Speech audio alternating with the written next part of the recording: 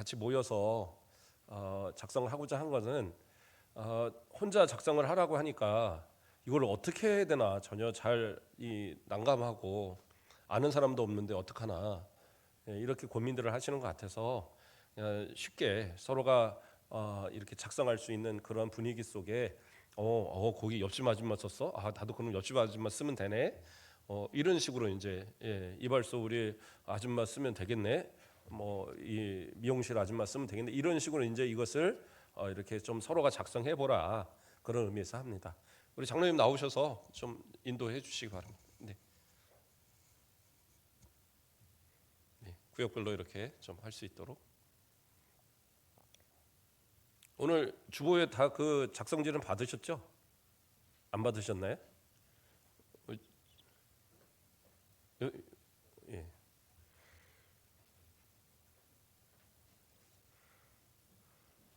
네, 그 주보에 작성 카드가 들어가 있어야 되는데 저희가 못 넣었습니다. 그래서 지금 우리 새가족부에서 나눠주고 있습니다. 그거 보시고 같이 좀 나눠서 구역별로 해서 구역장님들께서 함께 말씀하셔서 지금 기록하는 것이죠, 목사님. 네, 예.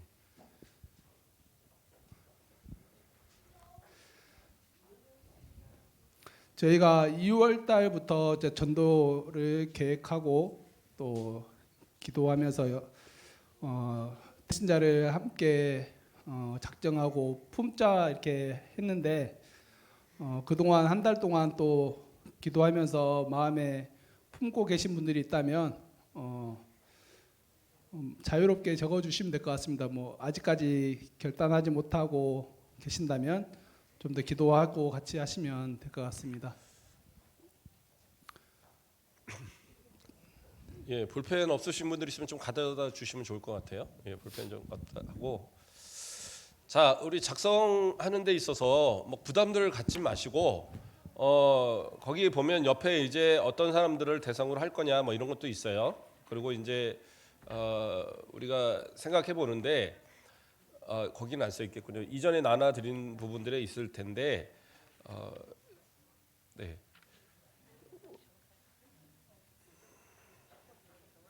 예, 고민을 막 해서 쓰시는 것보다 전화번호 이런 거 모르는데요. 전화번호 안 쓰셔도 돼요. 이름 모르는데요. 이름 안 쓰셔도 돼요. 그냥 특징으로 또 그 사람 뭐 그 맨날 무슨 순천댁 불렀다 그러면 순천댁 쓰시면 돼요. 예. 저기 뭐 진주댁 그러면 진주댁 쓰셔도 되고 뭐 그런 거 이렇게 쓰시면 되고요. 예. 하시면 됩니다. 우리 구역장님들이 한번 좀 살피셔서 좀 보시고 귀합을 다 해서 오늘 오후 예배 후에 우리 구역장 모임 잠깐 갖도록 하겠습니다. 예, 그때 다 규합해서 제출해 주시면 좋겠고요. 같이 쓰시는데 요령을 먼저 알려드리면 제일 가까운 사람 먼저 생각을 하세요. 내 가족, 내 친구, 내 주변의 옆집 사람 먼저 그렇게 쭉 가까운 사람을 먼저 생각하시고 가까운 사람 가운데 도저히 모르겠다. 예, 가까운 사람이 도저히 없다.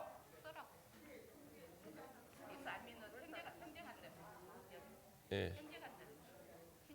자, 잘 못 쓰시고 글자가 잘 안 보인다. 그러면 옆에 젊은 분들이 같이 도와주세요. 예, 그러라고 오늘 구역에 같이 모이는 겁니다. 예. 우리 전사님 좀 같이 좀 도와주세요. 우리 권사님 나이 드신 권사님들 쓰시기 불편하신 분들 한 번씩 좀 와서 협력해서 좀 도와주시고. 예. 자, 가까운 사람들 가운데 없다. 그러면 그 다음 단계는 누가 있을까? 직장 동료 뭐 있을 수 있고요. 또 자주 가는 미용실, 자주 가는 그 찜질방, 자주 가는 어디가 있을까요? 뭐 이런 그 노인정 이런 데 있는 분들 이제 생각나는 사람들 이름 쓰시고 다른 교회 열심히 다니는 사람 이름은 쓰지 마시고 저기 뭐 어디 뭐 무슨 절이 있을까요? 뭐 이런 데 다니는 사람 같으면 써도 됩니다. 그런 사람 쓰셔도 되고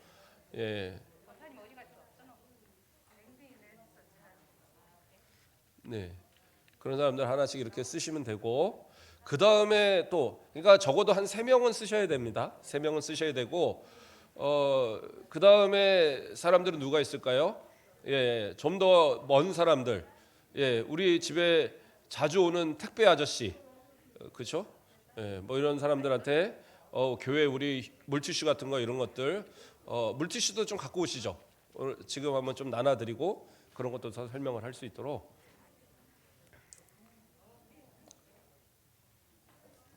예, 그리고 뭐 또 누가 있을까요? 예, 한번 생각을 해보시기 바랍니다. 자주 가는 가끔 가는 식당, 내가 가면 내 얼굴을 알아본다.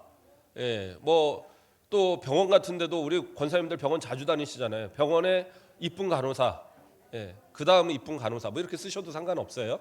예, 하여튼 생각나는 대로 쓰시면 되는 거예요. 네, 예, 꼭 이름 다 안 쓰셔도 되고요. 나는 의사 선생님 전도할 거야. 그래도 됐습니다. 그렇게 자주 가시는 이런 곳에 사람들 이름을 쓰셔도 되고, 예, 그렇게 기도하면서 쓰면 그러한 사람들이 정말 생각지 못하게 예, 전도되는 경우들이 많이 있어요. 자, 이제 우리 전도팀에서 저 물티슈 우리 세가족팀하고 좀 한번 나눠 주시면 좋을 것 같은데요. 한 두 개, 세 개 정도씩 나눠 주시면 될 것 같아요. 한 3개 정도 해서 필요하면 그 다음부터는 더 많이 가져가셔도 됩니다. 지금 나눠드리는 건 집에서 쓰시라는 게 아니라, 예, 주중에 전도할 대상들 또는 가까운 사람들 아니면 뭐 지나가는 사람한테라도 예수 믿으시라고 하면서 좀 나눠드리라고 드리는 거예요. 예, 교회에서 제작한 물티슈입니다. 예, 예, 자기가 쓰면 안 돼요. 예, 뭐 꼭 쓰고 싶다 그러면 한번 써봐도 되는데, 그러나 다른 전도하는 대상들한테 좀 나눠주시면 됩니다. 예, 다 쓰셨으면 옆에 제가 왜 미리 이걸 하냐면 가만히 생각하니까 설교 끝날 때까지 그 전도 대상만 생각할 것 같아서 미리 하는 겁니다. 그러니까 예, 작성하셔서 하시고, 예, 예, 물티슈 좋은 겁니다. 좋은 거 이렇게 한 거니까 나눠드려도 전혀 뭐 손색은 없을 거예요. 그렇게 해서 꼭 가져가시고 막 여기 저기다 던져놓지 마시고 없으면 주머니에다가 넣어놨다가, 예, 오늘 만나는 사람 주셔도 되고 주중에 만나는 사람 주셔도 됩니다. 뭐 상하고 이런 거 아니니까. 그리고 좀 더 나는 좀 한 20개 갖고 가서 우리 직장에 싹 풀어버리겠다. 그럼 가져가셔도 돼요. 그래서 그거는 우리 사무실에서 부탁하시면 다 나눠드릴 수 있습니다.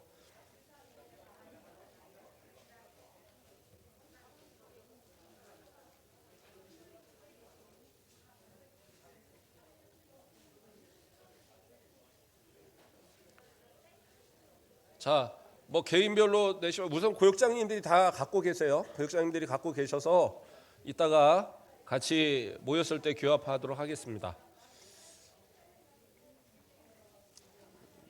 자,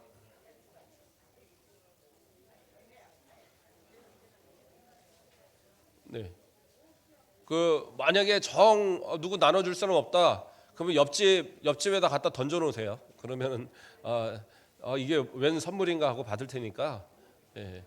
아파트 같으면 옆에 그 우편함에 이런 데 갖다 꽂아 넣어 주시면, 예, 또 잘 우유 박스 이런 데 넣어 놓으시면 잘 가져갑니다. 그러니까 그렇게 사용하시면 됩니다. 네. 자, 1분만 더 하겠습니다. 1분만 더 하고 이제 종료하겠습니다. 네. 그 사이에 막 딱 지금 쓴 것까지만 좀 하시고 그 다음엔 더 생각은 나중에 하십시오. 이제 예배 이후에 다 정리가 됐나요? 예, 조금 더 시간 드릴게요. 1분. 예. 전사님, 저 잠깐만.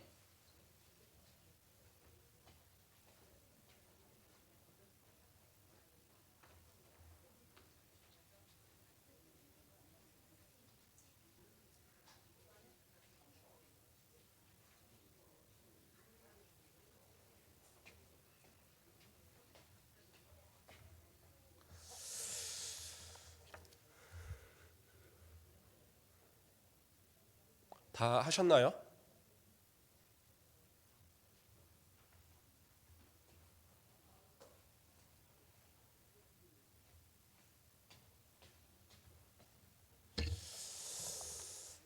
자, 이제 종료하고 우리 말씀 듣는 시간 갖도록 하겠습니다. 예, 써보니까 또 같이 쓰니까 쓸만하죠. 예, 나는 장수가 모자른데 그러면 나중에 한 장 더 달라고 그래서 쓰셔도 되고 중간에 계속 쓰셔도 됩니다. 그래서 지금 벌써 여기 붙었죠. 저 밑에 보라색 거도 하나 붙었습니다. 보라색 건 뭐냐면 등록하고 사주를 나왔다는 거예요. 아니 우리 어른들 중에 그런 경우가 없는데, 예, 저기 중고등부인가요? 거기서 지금 사주를 등록하고 나와서 체크가 바뀌었어요. 거기 붙이자마자 바뀐 경우고, 우리 구역들에서도 이제 하나하나 또 두 분 뭐 이런 식으로 이렇게 붙이고 있는 것 같아요. 그래서 이것이 이렇게 쭉 보라색으로 전체가 다 붙어지면 아마 이 자리가 꽉 찰 겁니다. 예.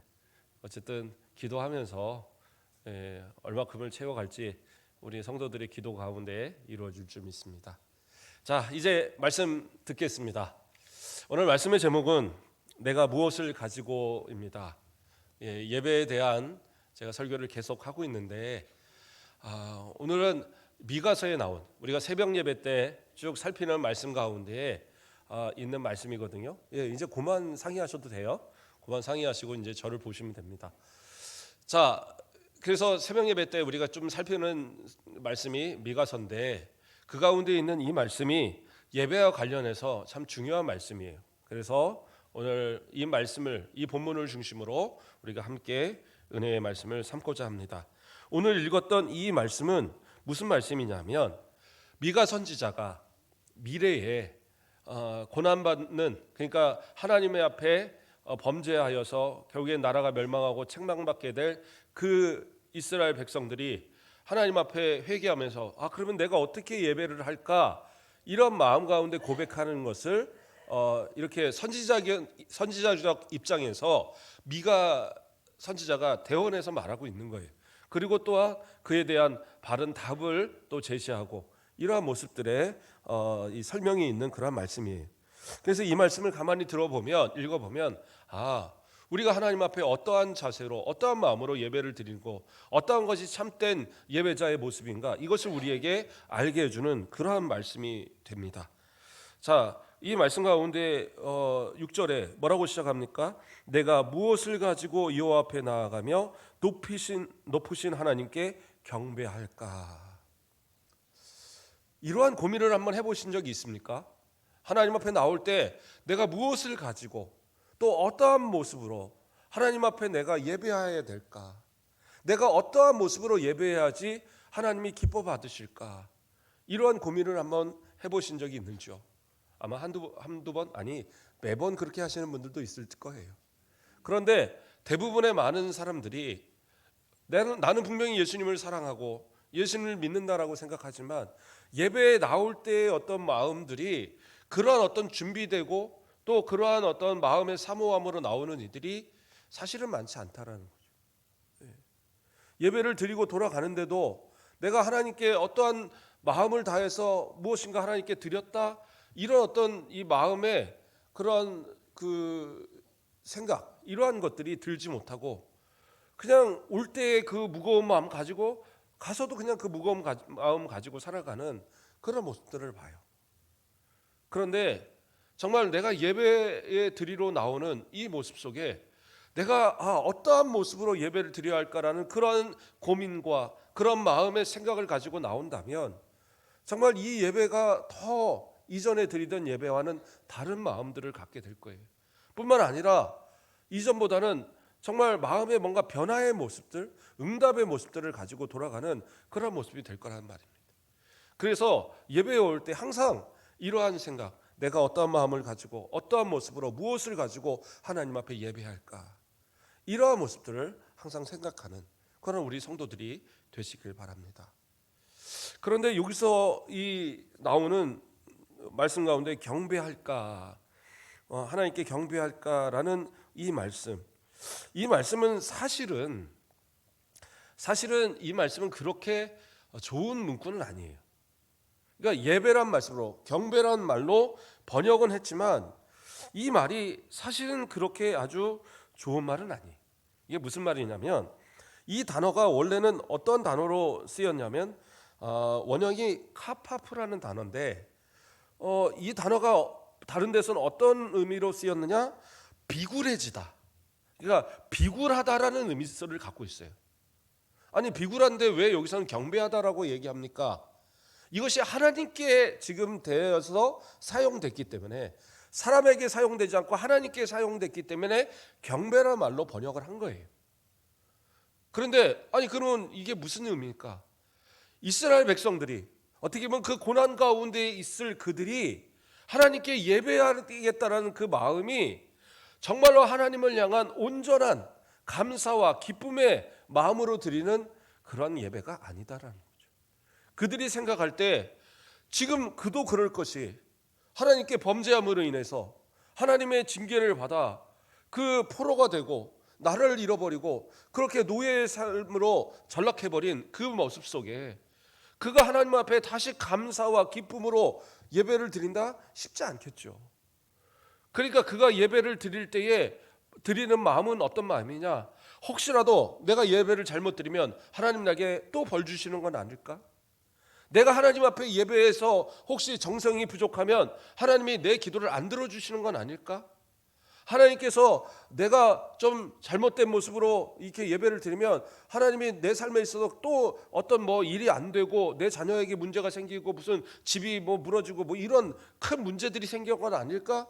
이런 두려움을 가지고 이런 어떤 마음을 가지고 그리고 하나님 앞에 예배하겠다 이런 마음을 가지고 있었다라는 것을 표현하기 위해서 이 단어를 사용하는 거예요. 물론 우린 분명히 하나님 앞에 나올 때 어떠한 마음으로 하나님 앞에 예배할까, 어떻게 예배할까라는 생각을 분명히 해야 돼요. 그러나 이러한 단어에서의 의미처럼 그렇게 비굴한 모습처럼 마치 주인을 대하는 노예처럼, 노예가 주인을 대하는데 주인의 마음이 심기가 불편한, 오늘 우리 주인이 혹시 심기가 불편해서 채찍이라도 때리면 어떡하지? 이런 두려운 마음을 가지고 순종하고 앞에 나아가는 이런 모습이 되어서는 안 된다라는 거예요. 하나님은 어떤 분이세요? 우리 아버지세요. 무서운 아버지가 아니라 사랑스러운 아버지. 우리의 모든 것을 다 감찰하시고 우리가 부를 때에 우리와 우리에게 응답하시고 항상 함께 하시는 그 하나님이 바로 우리 아버지시는 우리 하나님이시다라는 거죠. 그렇기 때문에 결코 그 앞에 비굴한 모습으로 나아갈 이유가 없어요. 그러니까 이 다음의 이야기들이 뭐예요? 사람들이 얘기하는 거예요. 그것을 미가 선지자가 대언하였어요. 뭐라고 얘기합니까? 내가 번제물로 1년 된 송아지를 가지고 그 앞에 나아갈까? 송아지 그 한 마리 정도는 돼야지 하나님이 만나주시지 않을까? 하나님이 기뻐하시지 않을까? 아니라는 겁니다. 지금 아니라는 얘기를 하고 있는 거예요. 또 이야기합니다. 여호와께 천천의 수장이나 만만의 강물 같은 기름을 기뻐하실까? 한 마리 갖고 안 되면 그래 한 1000마리 정도, 1000 또 만만, 아주 그냥 강물같이 흐르는 그냥 기름 이런 거 갖다 막 쏟아붓듯이 하나님 앞에 전제를 드리고 희생의 제물을 드리면 그럼 하나님 기뻐하실까? 뭐예요? 아니다라는 거예요. 아니다. 또 이야기합니다. 내 허물을 위하여 내 맏아들을 내 영혼의 죄로 말미암아 내 몸의 열매를 드릴까? 이게 뭐예요? 우상을 섬기는 방법이잖아요. 우상을 섬기는 가운데에 다곤신이나 이런 몰렉신 이런 것을 섬길 때 자신들의 가장 큰 희생이 뭐냐? 자기 자녀를 드리는 거예요. 불에다 태워서. 이건 잘못된 이야기잖아요. 그러니까 아니 이 정도의 희생을 하면 하나님이 봐주실까? 잘못됐다라는 거예요. 하나님 그러한 분 아니시다라는 겁니다. 무슨 하나님이 돈이 없어서 헌금해라 이거 아니시라는 거예요. 하나님께서 아쉬워서 여러분들 많이 앉아서 여기서 예배하고 또 많이 헌금하고 또 많이 헌신하고 이렇게 하라? 그거 아니다라는 거예요. 어떤 분들은 그래요. 하나님께 큰 어떤 헌신을 해야지만 자신의 기도가 다 더 잘 응답되는 것처럼. 한동안 한국교회에 간증하는 분들이 많이 돌아다니는 경우가 많았어요. 저는 간증하는 분들 좋다고 생각합니다. 그러나 자주 이렇게 뭐 모시거나 이럴 마음이 별로 없는 건 뭐냐면 잘못된 신앙을 심기가 좋아요. 왜냐하면 그분들은 자기의 경험이에요. 자기의 경험의 신앙이기 때문에 그것이 마치 맞는 정답인 것처럼 전해요. 근데 성도들은 그렇게도 응답이 됐구나 이렇게 받아들이면 되는데 나도 그렇게 해야 되나? 그래서 어떤 사람은 나는 집을 팔아서 했더니 하나님이 빌딩을 주셨다. 나는 하나님 앞에 내가 등록금을 다 해서 드렸더니 하나님이 나한테 나중에 더 큰 기업을 들어가게 하셨다. 막 이런 이제 이야기들을 막 하잖아요. 그러면 나도 그래야 되나? 내가 사업이 잘 안 되는데 내가 헌금을 좀 덜해서 그런가? 그러면 좀 감사헌금 좀 더 해볼까? 아니 옆에 집은 누구는 저거 헌금을 많이 했더니 대학에 막 애들이 막 들어간다는데 나도 헌금이 좀 부족해서 그런가? 대학 이게 들어가라고 매주 이렇게 10,000원씩 넣어갖고 헌금 좀 해볼까? 이러라는 거 아니에요. 이건 정말 잘못된 신앙입니다.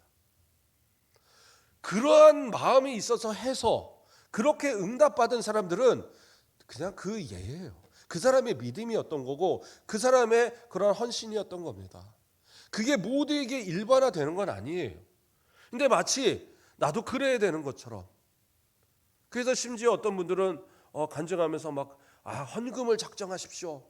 작정해야 됩니다. 그래갖고 어떤 경우들은 몇 천만 원씩 막 이렇게 작정이 들어와서 그런 경우도. 근데 어떻게 해요? 성도들 가운데는 이걸 헌금은 덜컥 작정을 해놓고 이거 안 하면 하나님이 벌 주시는 거 아닌가? 이거 안 하면 하나님께서 나한테 이렇게 줬던 거 뺏어 가시는 건 아닌가? 막 이런 잘못된 생각들이 마음에 자리 잡게 되는 거예요. 그러면 교회 가기가 두렵죠. 하나님 앞에 서기가 두렵죠. 이러한 신앙의 모습은 잘못된 거예요. 오히려 한번 돌아보십시오. 하나님이 내게 주신 은혜가 얼마나 큰지, 그동안 하나님께서 내게 베푸셨던 그 은혜가 얼마나 큰지를 한번 우리가 생각해 보세요. 한번 생각해 보시기 바랍니다. 하나님 어떻게 우리에게 복을 주셨어요? 우리가 건강하게 살아갈 수 있도록, 우리가 먹고 마시는 모든 일에 어려움 없도록 하나님이 다 채워주셨어요. 그 수많은 버릿고개 때 그때 다 잘 살아서 이제까지 오셨잖아요. 홍역 이런 거 옛날에 이질 이런 거에 죽어나가는 아이들 많을 때 이제까지 건강하게 살아오셨잖아요. 이제까지 하나님께서 주신 은혜로 살아왔는데 이게 작은 겁니까? 우리 병원에 입원해 보신 분들은 알잖아요. 하나님 앞에 가서 한번 예배, 내 무릎으로 내 이 건강으로 하나님 앞에서 예배 드리는 것이 얼마나 큰 건지, 하나님이 이 건강 은혜만 주시면 하나님 앞에 가서 제가 예배하고 얼마나 더 헌신할 텐데, 그런데 정작 내가 건강할 때는 그런 생각 못 한단 말이에요. 내가 정말 힘이 있고 마음껏 예배할 수 있고 기도할 수 있고 헌신할 수 있을 때는 그런 생각을 못 해요. 그때는 그 건강 가지고 그 물질 가지고 그 시간 가지고 해야 될 일이 너무 많거든요. 근데 그거 다 잃어버리고 나니까 그때 가서 하나님 앞에 좀 더 열심히 할 거예요. 그러니까 지금 우리에게 이미 주신 은혜가 이게 작은 게 아니다라는 거예요. 이미 너무 큰 은혜를 주셔서 이것으로 감사하며 살아가는 그 모습만 해도 우리는 불평할 이유가 없어요. 그런데 우리는 가끔 불평을 합니다. 왜 불평을 해요? 상대적인 것.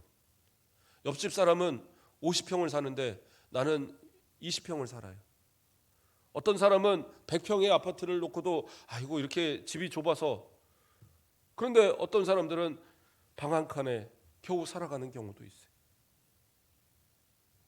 상대적으로 봤을 때 저 사람은 저렇게 잘 사니까, 그런데 나는 이렇게 못 살지? 그래서 하나님 앞에 하나님 저를 안 사랑하시나요? 왜 저한테 이러시나요? 근데 가만히 생각해 보세요. 우리가 잠자는데 얼마나 필요합니까? 잠자는데 딱 누워 잠잘 수 있는 그 한 평이면 충분한 거잖아요. 한 평 갖고 어떻게 삽니까? 그래요? 그러면 옆에다가 세수할 수 있는 조그만 부엌 하나 만들어 볼까요? 또 한 2평? 그럼 한 3평이면 살 수 있지 않을까요?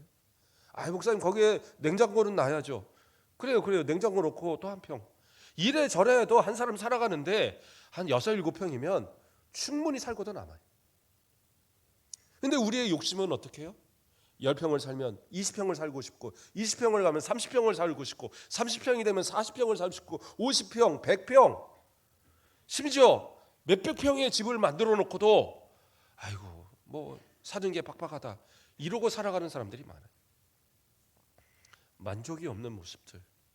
그렇기 때문에 하나님 앞에 참된 감사의 예배를 못 드리는 거예요. 하나님은 지금 그 모습 속에서 하나님 앞에 감사하기를 원하시는 거예요. 그래서 미가 선지자는 뭐라고 얘기를 합니까? 사람아, 주께서 선한 것이 무엇임을 내게 보이셨나니. 하나님께서 이미 우리에게 보이신 것들이 너무 많아요. 악하고 추하고 더러운 것, 그거 하나님 원하지 않으세요. 하나님이 원하시는 건 뭐냐? 우리 성도들이 그 마음 가운데서 진실로 하나님을 사랑하고 하나님께 온전한 신앙의 모습으로 나오는 지금 그 모습.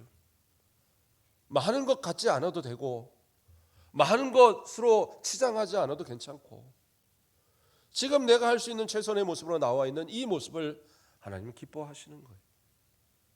이미 선한 것을 다 알려주셨어요. 그런데 이스라엘 백성들은 어떻게 해요? 그러한 것을 무시하고 하나님을 무시하고 이 미가 선지자 때 또 이 이사야 선지자 함께 활동했을 시기인데 이때에는 어떻게 해요? 이 북이스라엘이나 남유다가 다 그냥 평안할 때입니다. 잘 먹고 잘 살 때예요.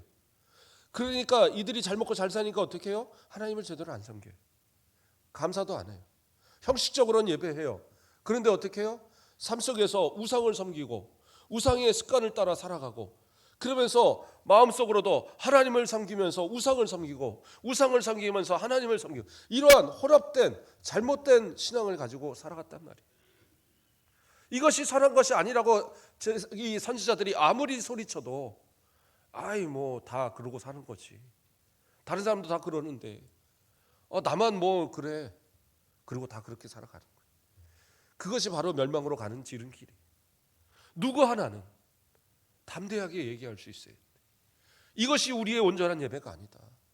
누구 하나는 분명히 얘기할 수 있어야 돼요. 하나님이 원하시는 것은 이러한 것이 아니다라고 분명히 이야기하고 앞장서서 나아가서 그러한 모습을 보일 수 있는 사람이 있어야 된다는 거예요. 그러면서 제시하는 것이 뭐예요? 여호와께서 내게 구하시는 것은 오직 정의를 행하며 인자를 사랑하며 겸손하게 내 하나님과 행하는 것이 아니냐. 이 세 가지를 제시합니다. 먼저는 뭐예요? 정의를 행하며. 정의를 행한다는 건 뭐냐? 말 그대로 정의로운 사회를 얘기하는 거예요. 삶 속에서 정의를 지키는 거예요. 공의를 지키는 거예요. 정직한 삶을 살아가는 거예요. 그리스도인들이요, 세상 살아가면서 달라야 돼요. 진짜 다른 모습 가지고 살으셔야 돼요. 그냥 대충 섞여서 살아가는 거 그냥 뭐 이렇게 그 법에만 접촉되지 않아서 저기 구속되어서 감옥만 안 갈 정도 그 정도로 사셔서는 안 돼요. 좀 구별될 정도로 사람들이 봤을 때 저 사람 예수 믿는 사람이네 딱 티가 날 정도로 그러한 좀 모습을 가지셔야 돼요.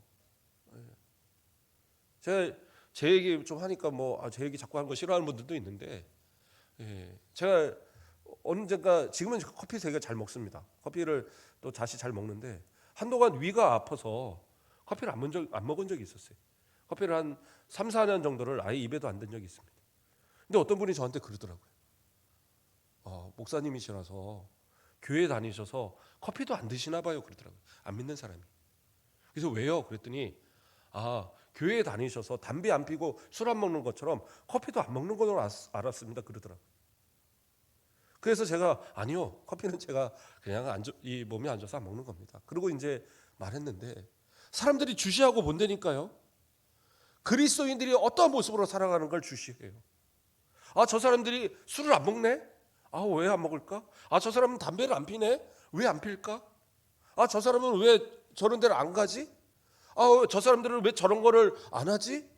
아니 다른 사람은 다 저러고 노는데 왜 저 사람은 저렇게 안 놀지? 다 지켜보고 있어요. 그것이 뭐예요? 그리스도인임을 드러내는 거예요.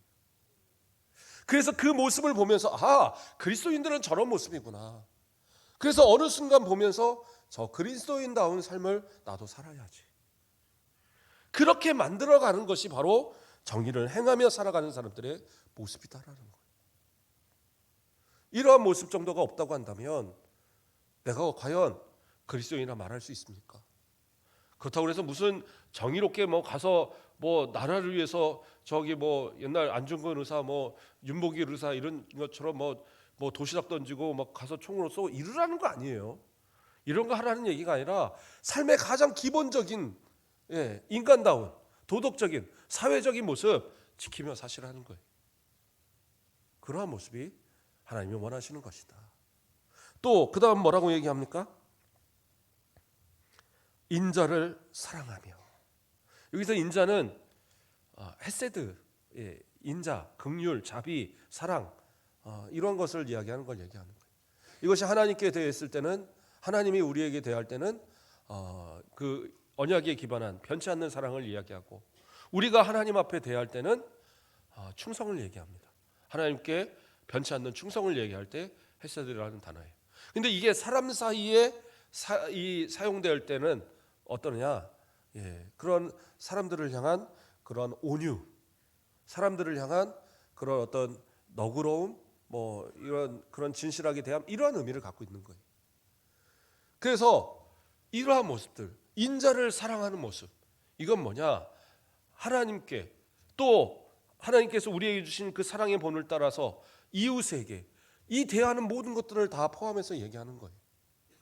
그리스도인 하면 학교 교과서에도 나오는 게 뭐냐? 사랑이에요, 사랑. 그 사랑을 실천하는 게 기독교라는 거예요. 하나님께서 우리에게 보이신 그 사랑을 따라서 우리도 하나님께 충성하고 그래서 하나님께 모든 걸 다 하고 열심을 다하고 근데 하나님은 그것만 원하시는 게 아니라 이웃을 향한 온유함, 그러한 이웃을 향한 그러한 겸손함, 이웃을 향한 그러한 사랑의 모습을 실천하기를 원하시는 것이 하나님의 뜻이다라는 거예요. 근데 이러한 모습을 갖지 않고 하나님 앞에 나온다? 그 올바른 모습이 아닙니다. 또 마지막으로 뭐라 얘기합니까? 겸손하게 내 하나님과 함께 행하는 것. 다시 말해서 하나님과 동행하는 거예요. 근데 하나님과 동행하는 가운데 그 앞에 뭐가 붙어요? 겸손이라는 말이 붙습니다. 그러니까 하나님과 동행하는 사람은 겸손해야 돼요. 교만하면 안 돼요. 교만이라는 거 어떻게 할 수 있느냐? 나는 겸손한 것 같은데? 난 참 겸손한 사람이야. 그러면 그 사람 교만한 사람이에요. 제가 생각할 때 너무 교만한 것 같습니다. 좀 겸손해야 되는데. 그러면 겸손해지고 계신 거예요. 저는 그런 생각도 아무것도 안 하고 사는데요. 생각하시라고요. 그래서 겸손해야 하나님과 동행할 수 있다니까요. 하나님과 사람 앞에 주님 앞에 항상 겸손할 수 있는 그런 모습들. 그래서 다른 사람들이 바라볼 때 저 사람 참 겸손하네. 장로님 참 겸손하시네. 우리 권사님 참 겸손하시네. 우리 안수사님 참 겸손하시네. 우리 집사님들 겸손하시네. 이런 말씀 들으셔야 돼요. 교만하다는 말 자꾸 듣는 거 별로 좋지 않아요. 나는 잘못한 거 없는데? 나는 그냥 내 떳떳한데? 내가 할 거 한 것뿐인데? 그런데 다른 사람들을 배려하지 않고 생각하지 않으면 그 자체가 겸손이 아니라 교만이 되는 거예요. 그래서 하나님과 동행하는 사람은 겸손해야 되고 그 겸손으로 하나님과 동행할 때 하나님 어떻게 하세요? 그를 받으시는 거예요. 그 자체를, 그 모습을 하나님 앞에 가장 예배자의 그 예물로서 받아주시는 겁니다. 대표적인 예가 누구예요? 에녹. 에녹이 65세에 무드셀라를 낳았습니다. 그리고 300년을 하나님과 동행하다가 하나님이 데리고 가셨어요. 그래서 거기서는 승천했다 이런 얘기는 안 나옵니다. 그렇다고 죽었다는 말도 안 나와요. 그래서 사람들은 그가 승천했을 걸로 봅니다. 물론 이제 다른 외경이나 이런 데서는 그에 관련된 이야기가 나오기는 하는데 에녹서라든가 이런 데를 보면 어쨌든 우리의 정경에서는 나오진 않아요. 그런데 비교해 보면 알 수 있어요. 그 당시에 사람들이 보통 700년, 800년, 그 아들 무드셀레는 969세를 살았어요. 그렇죠? 노아도 950세를 살았어요. 상당하게 긴 시간 동안을 살았단 말이에요. 그 가운데 365세를 살았다? 이건 짧게 사는 겁니다. 그렇잖아요? 그런데 하나님이 데려가셨다는 건 뭐예요? 너무 하나님과 동행하니까 이 모습을 이 세상에 두고 싶지 않으신 거예요. 하나님의 곁에 두고 싶어서 하나님이 데려가셨어요. 그래서 죽음을 보지 않고 간 첫 번째 사람으로 이 에녹을 성경은 얘기합니다. 하나님과 동행하시는 것, 삶 속에서 하나님과 동행하셔서 하나님이 복을 안 줄래 안 줄 수 없구나. 하나님께서 사랑하지 않을래 않을 수 없구나. 정말 예배 드리러 올 때 왔느냐 막 기뻐 받는 그런 모습들. 명절 때 우리 가족들 오면 좋다 빨리 와라 하는 그러한 부모의 모습처럼 하나님 앞에 그렇게 나올 때 하나님 우리를 깊게 기뻐 받아주시는 이러한 모습이 진짜 예배의 모습이라는 거예요. 그래서 우리가 무엇을 가지고 하나님 앞에 예배할까? 경배할까? 뭐를 가지고 이러한 삶의 모습, 진짜 영과 진리로 예배드리는 이 삶의 모습, 이 삶의 이러한 재물을 가지고 하나님 앞에 나오는 것, 하나님 가장 기뻐하신다라는 거예요. 지금 내가 누리는 것에 있어서 누군가는 이것에 대해서 항상 오히려 나는 저만큼만 살았으면 좋겠다 생각하는 것이 바로 우리의 모습일 수 있어요. 그 아프리카 선교사로서 의학 활동을 하면서 상당히 믿지 않는 사람들한테 존경받는 선교사가 슈바이처라는 분이 있잖아요. 그의 일화가 있습니다.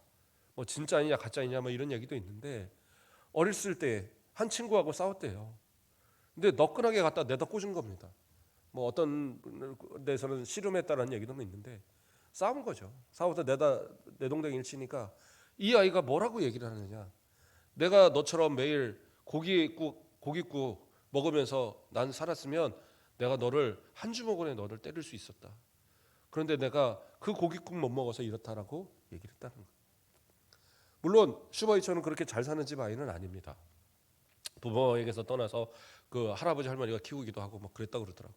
그런데 어쨌든 그 말을 딱 듣고 충격을 받아서 언제까지인지 모르지만 하여튼 고기를 먹지 않았다고, 한동안 고기를 먹지 않았다는 그런 일화가 있어요.